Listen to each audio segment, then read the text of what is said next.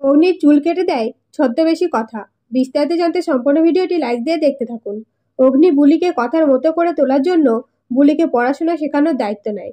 শুধু তাই নয়, বুলিকে ইংরেজি শিখিয়ে নিজে নিজে লিখতে বলে।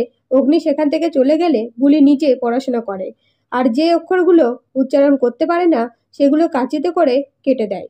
এরপরে সেখানে ছোটকা ও নীলাদ্রি এসে বুলি ভুলভাল পড়লে ছোটকা দেখতে গিয়ে দেখে বুলি বই কেটে ফেলেছে। এদিকে বুলি সুযোগ পেয়ে নীলাদ্রিকে কাঁচিতে করে চুল কেটে দেওয়ার ভয় দেখিয়ে নীলাদ্রিকে লিখে দিতে বলে।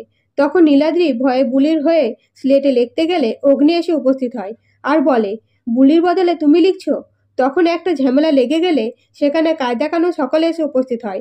তখন ছোটকা ঝামেলা থামানোর জন্য বলে, এইভাবে হবে না, আগে জানতে হবে বুলি কি চায়। তখন বুলি বলে, আমি রাস্তায় খেলা দেখাতে ভালোবাসি। এই কথা শুনে অগ্নি সেখান থেকে চলে যেতে গেলে বুলি বলে, আর একটা ইচ্ছে আছে, আমি কসমেটিকের দোকান দেব। তখন অগ্নি পার্লারে ভর্তি করার কথা বললে ঋতু বলে, আমার চেনে একজন আছে যে পার্লারে কাজ শেখায়। এরপরে ঋতু বুলিকে নিয়ে পার্লারে যায় এবং পার্লারে চুল কাটা ফেসিয়াল করা শেখালে বুলি মনোযোগ সহকারে শিখে নেয়।